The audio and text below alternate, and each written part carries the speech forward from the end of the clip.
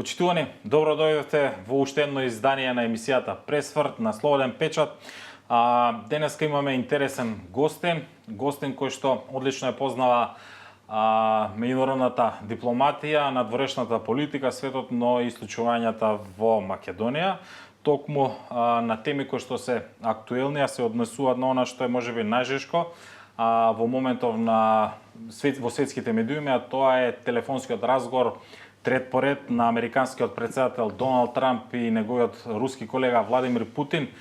Што ќе донесе тој, дали воопшто ќе имаме некакво раздвижување на мировниот план помеѓу двете сили, меѓутоа и како ќе се рефлектира сето тоа во Европа, што значи тоа за Балканот, каква е состојбата безбедносно и надворешно политичка во регионот, а со тој во Македонија. Во најновото издание на емисијата Пресврт разговараме со професорот Нано Ружин, поранешен македонски амбасадор во НАТО. Велам, добро дојдовте во емисијата Пресврт, господине Ружин, и ви благодарам за што прифативте поканата. Благодарам исто и на вас. Слушнавте накратко најавата. Поводот меѓу другото е и она што е можеби најжешко, а тоа е оној последен разговор трет по ред помеѓу Трамп и Путин. Па еве, предпоставам дека успеавте да ги дзирнате и насловите и да ги видите оние анализи што разговарале, како разговарале. Може ли еден краток осврт на она што можеме, што први воочивте по разговорот? Имаме ли некакво раздвижување или ова е пак одоговлекување од руска страна на мирот? Прво, тоа е топ тема насекаде и во аналитичките кругови, и во политичките и дипломатските кругови. Секако дека овој настан се очекуваше долго време. Разговарале над 2 часа, да речеме дека имало превод и така натаму. Практично се зборувало 1 час и повеќе. И секако ние не ги знаеме сите детали од тој разговор, бидејќи постои така наречена тајна дипломатија. Самиот Трамп после тоа по разговорот им се јавил и на Зеленски, и на Макрон, и на Европската Унија. Значи, сите се обавестени околу одредени елементи. Големата дилема беше, пред самиот почеток на овој разговор, но и денеска, прекин на огнот. Дали прво треба да се прекине огнот меѓу двете завојувани страни, а после да се отпочне со преговори, или вице верса, прво да се зборува истовремено да се води војна. Така.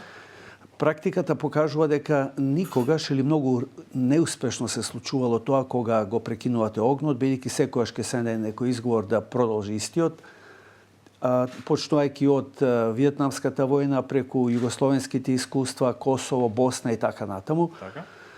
Но европејаните инсистираат, од друга страна се заканија со санкции. Самиот Трамп рече дека во овој миг наметнувањето на нови санкции кон Русија би значило оптоварување на мировниот можен договор, а од друга страна, може би со право, европејаните велат, па тој само бара да дојде, да добие во време, подобро да се среди и така натаму и така натаму. Како и да е, ова е пред се добар потек, бидејќи тој започна, некои велат, Истанбулските преговори од пред 10 дена беа само еден вид продолжување на првиот Истанбулски состанок, каде што дојде до неуспех пред 3 години, таму на 28. 2022 година. И практично продолжи и има некои ситни помаци во смисла, например, сте договорија за 1000 разменети затвореници. Па Трамп и Путин исто околу размената на 9 американски, 9 руски луѓе кои што се во затворите. Но главната сепак суштина е дека ќе постои потпишување на одреден меморандум за воспоставување на преговор. И тој меморандум за сега никој не знае како изгледа, но Трамп е тука кој што не крие дека е заинтересиран за Нобеловата награда и дека постојано истакнува дека секој ден се гинат по 3-4 или по 1000 жртви и така што сите сега се во исчекување. Пред се каков ќе биде потегот на Русија, каков ќе биде на Соединетите Американски држави, дали постои толку цврста солидарност меѓу САД и европските сојузници да воспостават навистина строги санкции, особено кон нафтата, која Русија ја извезува. И самиот Трамп рече, за 15 дена ќе знаеме се. Тоа значи, за 15 дена ќе има едно отплеткување или почеток на отплетување на тој Гордиева јазол и ќе видиме што ќе се случи. Како и да е на терен, сепак Русија е во одредено предиство. Јасно е дека таа сака да ги задржи 20% кои што се добиени од сегашната војна, плюс останатите делови од овие 4 или 5, ќе видиме колку територии, да не ги наброја, Керсон, Запорожје, Донбас и така натаму. И сега светот е во исчекување. Што ќе се случи, никој не знае, бидејќи тука постојат и тајни, тука постојат договори. Единствено, Сабајле чита во некои медиуми дека Украина е уплашена, сепак двете големи сили да не се договор за незината поделба. Тоа сакав и да ве запрашам, професоре, а апропо на она веќе што го дадовте во вашиот одговор, во однос на она европска перспектива на разговорите помеѓу САД и Русија. Доколку ги следавте разговорите, Трамп вчера, кога излагаше во соопштенијата оние од Белата куќа, наговестуваше дека треба да се чуе со Путин, меѓутоа тој оствари повик со Зеленски. Од тие тајни преговори што ги има, зошто европската страна секогаш е не негативно настроена, меѓутоа со предпазливост во однос на она што се преговара помеѓу САД и Русија, и зошто еве на неколку пати овие западни think tankoви и медиуми велат дека Путин не само што го договлекува мировниот договор, туку тој фактички го влече Трамп за нос. Да, тоа да, сојузниците тоа го истакнуваат постојано. Прво, разговорот меѓу Зеленски и Трамп траел само 5 минути пред почетокот на самиот настан. После тоа зборувал колективно со сите. Втора работа, да не се лажеме дека ова војна не е војна за воздух, туку војна за територија, богата со минерали и богата, една од најбогатите земјоделски можни тла во Европа, би рекол со многу поголема механизација е во состојба да го рани целиот свет таа територија.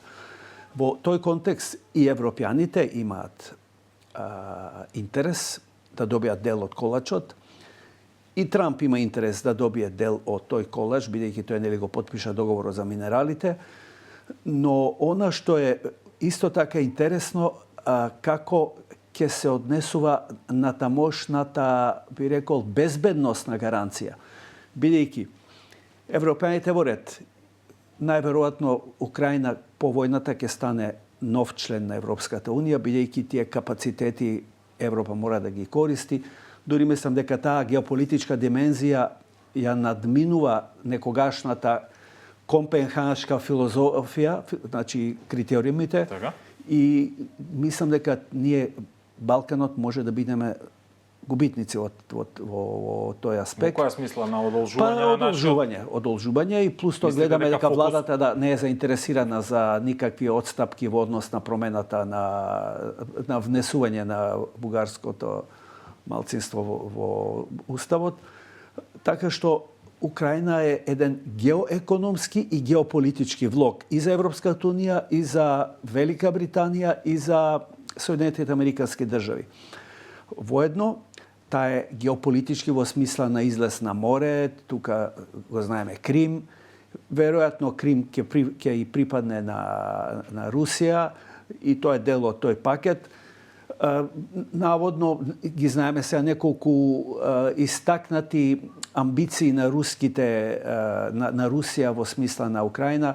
Тоа, односно таа смета дека Зеленски треба да замине во историјата, да не влегува во НАТО, странски трупи да нема тука во Украина. Сега ако развиеме филозофијата, ние Украина би ја наше меѓу двете теории на Фукујама и Хантингтон, меѓутоа нели емисијата е кратка, нема тоа друг пат би можеле околу тоа да разговараме.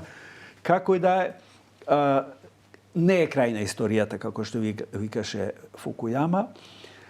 Туку историјата продолжува и податаму, бидејќи тоа е војна, значи не е воспоставен еден перманентен мир како што сонуваше Кант, ниту пак од друга страна Хантингтон може би има право во почетокот на војната, каде што објаснува дека ако 19 век беше војна на нации, 20 војна на идеологија, 21 војна на цивилизации, тогаш наводно католиците и православните ја отпочна војната во Украина. И сега по таа негова поделба, тој самиот уште од 95-та вели не сме НАТО да напредува кон исток, треба да се поделат католиците од една страна во Европа и православните од друга страна. Како лидер на православните би била Русија, тоа значи ние би отишли во тој дел. Што баш не е не се сложува со нашата надворешна политичка политика. Овде само едно подпрашање во однос на тоа, вашите прогнози во однос на како би се реализирало од временска рамка овој евентуален мировен договор. Дали тоа би можело да гледаме некаква брзо решение од година дена 6 месеци или ова би било на некакви етапи кои што би можело да се одоговлечи во наредните 10 години? Значи, баш имаше една изјава на Путин, вели ние војувавме со Шведска 23 години пред да заклучиме договор. Предпоставам дека тоа не е баш така, но знаете што се реалните пречки? Например, тоа го истакнуваат и западните аналитичари. Руската економија е економија, војна економија.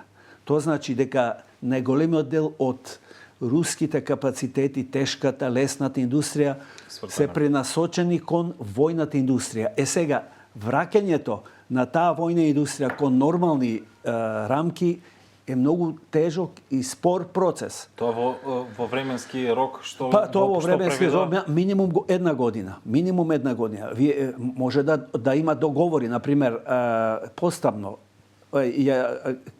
да бидејќи се работи за фронт кој што е 2000 километри повеќе.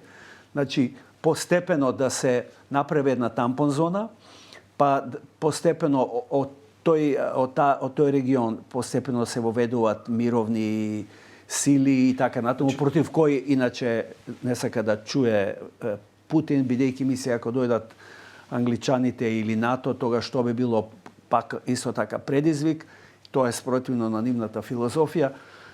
Така што не очекува една неизвестност, се ќе биде поизвестно, може би, а може би не, за 15 години, 15 денови, пардон, затоа што тогаш ќе се откријат некои, би рекол, некои аргументи кои што денеска не ги знаеме од овој преговори, но факт е дека и Русија кажа сакаме мир и дека Украина вели сакаме мир.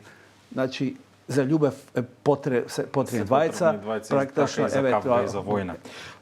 Со ова професор Ружин некако се паѓа во вода оние предизборни ветувања на претседателот Трамп кој што збореше, а сега навршуваат 100 дена од неговиот мандат, кој што говореше дека ќе ги заврши експресно војните во Газа и во Украина. Ќе има сеопфатна даночна реформа и нели отстранување на оние социјални програми кои што ги најавуваше за внатре во САД. Ме интересира овде следното прашање во однос на оние 100 дена. Колку овој втор мандат на Трамп е само вербална реторика, во пракса не се спроведе или обратно? Колку спроведе она што кажа и што му остана неостварливо? Значи, прво, мислам дека сме многу слабо информирани околу тоа што се случува на тлото со прашањето на мигрантите. И сврнени се огромен број на мигранти од Соединетите Американски држави, што е еден тренд, ја мислам, во западниот свет. Во Европа се уште нема сила за тоа, но Трамп го исполнува ветувањето. Второ, наметна огромни увозни такси, кои што на крајот почна да се релативизираат. Трето, самиот кажа дека ќе ја среди војната во Украина за 24 сата, па 48, така, па 6 месеци и така натаму. Сега за сега само напори. Но сепак кога би ја ставиле на вага неговата иницијатива, сепак е добро што тој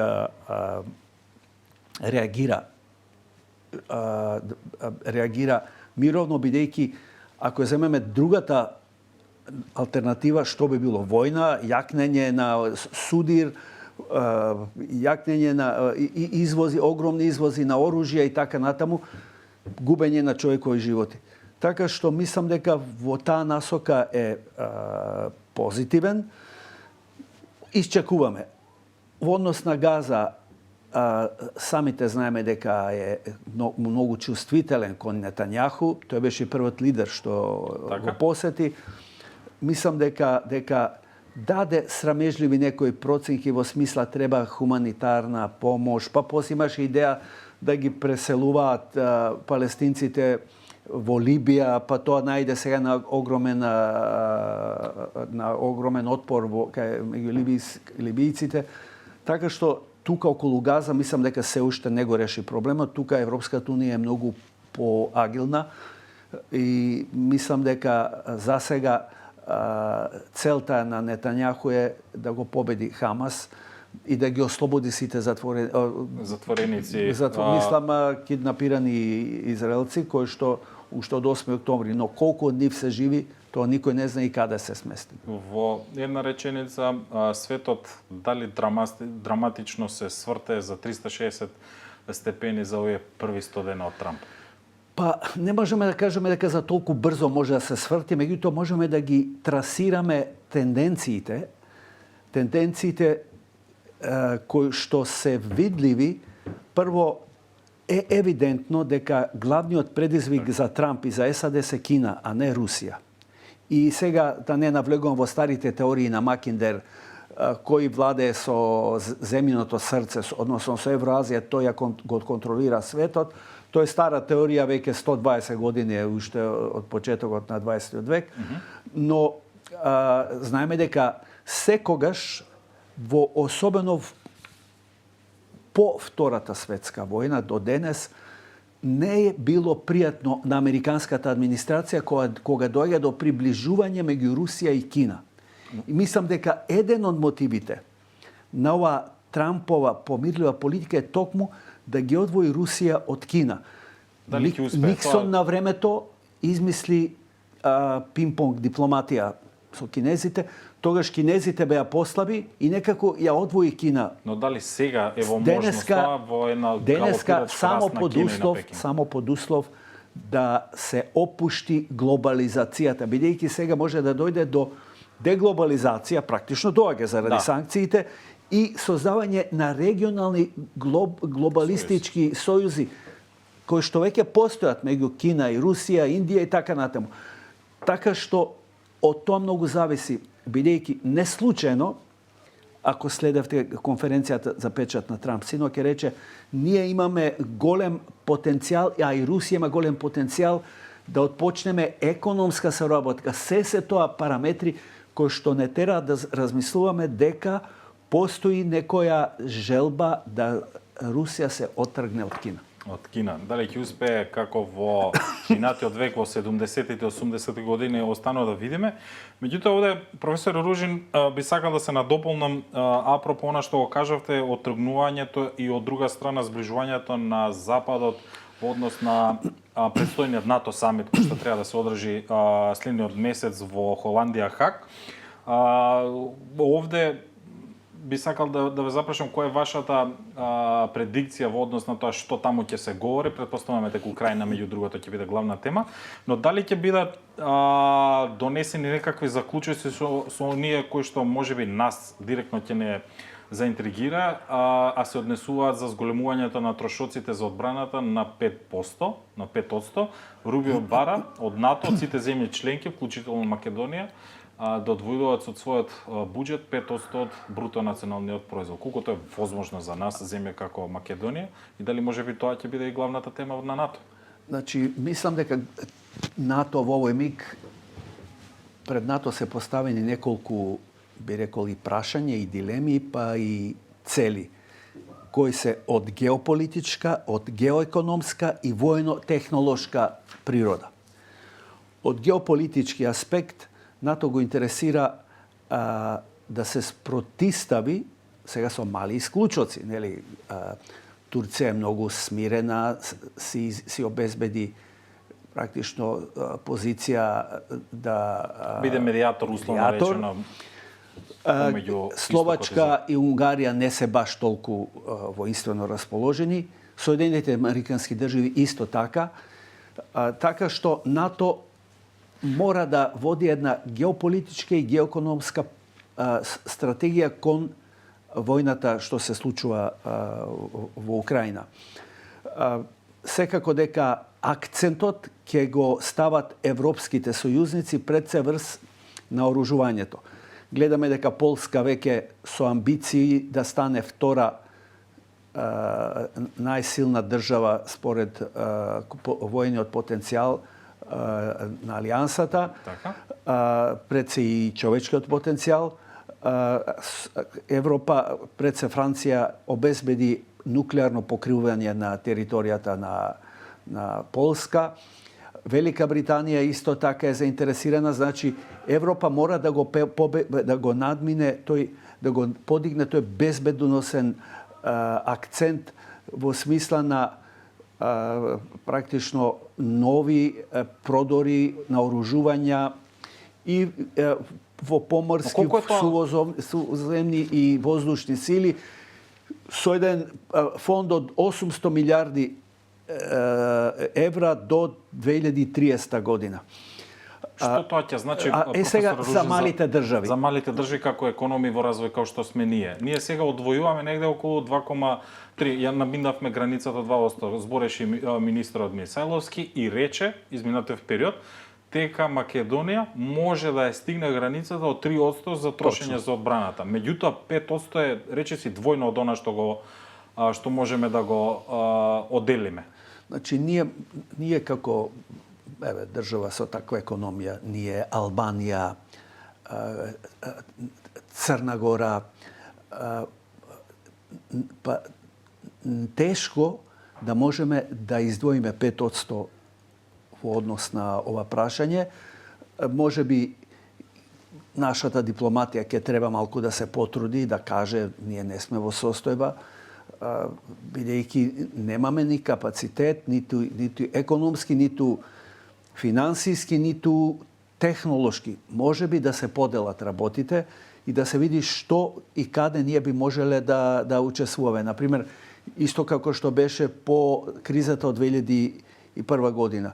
Ние по некој тогашен терк наследен од минатиот режим, мислевме дека сувознемните тенковски единици се најдобрата одбрана, што не е точно. Гледате сега со дронови и така натаму се уништува и добро што ги дадовме, покажавме добра волја, ги дадовме на Украина, но ќе треба значи да се приоритираме повеќе на обука, на мали оружја, на лесни оружја, оние кои што прагот од 5% е недостижен. Тешко да го достигнеме.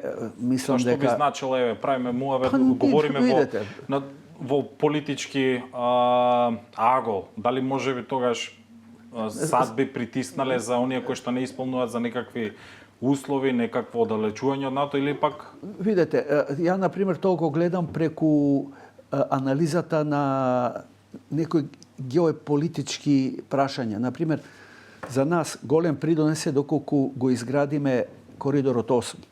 Би бил голем придонес за НАТО, бидејќи три држави, Бугарија, Македонија и Албанија би се поврзале со тој коридор. Меѓутоа, и мислам дека тоа би бил нешто од нашите адути. Меѓутоа гледаме дека проблемот со Бугарија е многу сериозен.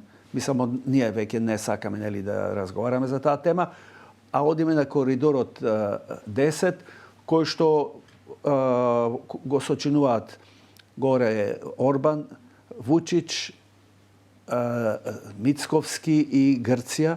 Значи, како ќе биде релацијата и на кој начин тоа ќе биде прифатливо, уште не знаеме, Мислите дека во инвестиции во тој дел можеби до некаде би стигнале од прилика до тоа некоја замислен процент на НАТО? Па мислам дека би можело нешто, мора да имаме нека аргумент. Меѓутоа проблемот е што овој аргумент го немаме. Затоа што со Бугарија никако да се подобрат односите, се чека нашата позиција. Зборував со некои мои пријатели од ВМРО ДПМН кои сметаат дека за сега нема никакви шанси, дека практично и факт е дека тие ги добијат голем дел од гласачите токму на тоа прашање и дека практично тоа е демек сме одреле проамериканска, а не проевропска политика. И понекогаш се прашувам дали на вистина оваа гарнитура сака да не внесе во Европската унија, тоа останува една голема дилема. Ете, тоа е Ќе имаме време во некоја можеби наредна емисија да дискутираме за тоа. Меѓутоа овдека уште едно прашање имаме сосема на крајот од нашиот разговор, а се однесува за она стратешки договор со Велика Британија. Професор Ружин, стратешките партнерства со развиени и богати држави се добрододени за мали економии како што е македонската, но експертите се воздржуваат од посебни анализи бидејќи се уште ништо не знаеме точно што опфаќа овој договор стратешки со Велика Британија. Прашањето ми е, до сега Македонија има направено еден сличен ваков стратешки договор со наш најголем стратешки партнер САД, меѓутоа тој беше како уште во 2008 година поради неуспехот на американскиот претседател тогаш Џорџ Буш да не влезе во НАТО. Прашањето ми е зошто најпрво овој договор не е транспарентен, не гледаме бидејќи ќе биде во договор на кредит каде што ние ќе го враќаме, и второто прашање, дали овој можеби договор со Велика Британија е некаква втор план за нашиот неуспех на евроинтеграциите, да се задоволиме со некакво стратешко партнерство со Велика Британија кој што ќе го плаќаат граѓаните.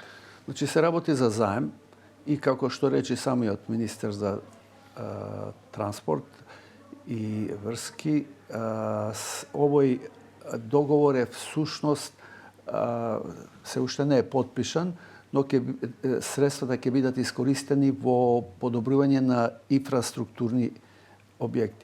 Ние како држава и како политички, би рекол, гарнитури, постојано некако се држи тајна за секое задолжување, за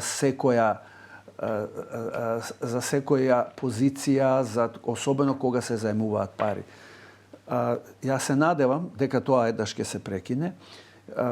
Уште не е потпишан договорот, можеби затоа и тој не е се уште транспарентен, но кога ќе биде веќе завршено, кога ќе го потпише министерот, тогаш би било коректно да го изложи пред собрањето на затворена седница, ако не сака целосна јавност, за да има едноставно да бидат луѓето информирани. Алтернатива наша за закочените европски наши трактори. Со оглед дека е држава која што не е членка на Европската унија, но која што сега се кае што не е членка на Европската унија и е многу поблиска, например, до европските лидери, мислам дека и една утешна, би рекол, позиција, но Велика Британија исто така е голем пријател на нашата земја, независно кој е на власт, и секогаш сме имале поддршка и во НАТО и во ЕУ, така што се надевам дека тоа на добро ќе излезе, без да, иако луѓето се веќе разочарани во сталните некои заемови, каде одат парите и така. Значи тоа треба да биде транспарентност и пред се контрола на сите токови на средствата каде што одат. Само во тој начин ќе личиме на една вистинска демократија каде што владење на правото и корупцијата полека ќе исчезнуваат. Професор Ружин, ви благодарам за вашето гостување во емисијата Пресврт во Слободен печат. Времето е малку, темите се многу за разговор, секако ќе оставиме место и простор за следно ваше гостување и можеби разговор на друга тема. Ви благодарам уште еднаш. Благодарам и со задоволство ќе дојдам повторно. Почитувани, тоа беше професорот Нано Ружин, поранешен македонски амбасадор во НАТО, со кого продискутиравме во најновото издање на Пресврт за односите помеѓу САД и Русија, Европската унија, Македонија, што значи стратешкиот договор со Велика Британија, но и на каде оди меѓународната политика во овие жешки времења. Ви благодарам за вашето внимание. На вам ви препорачувам да го читате порталот Слободен печат и да се претплатите на YouTube каналот на Слободен печат. Ви благодарам за вниманието и пријатно.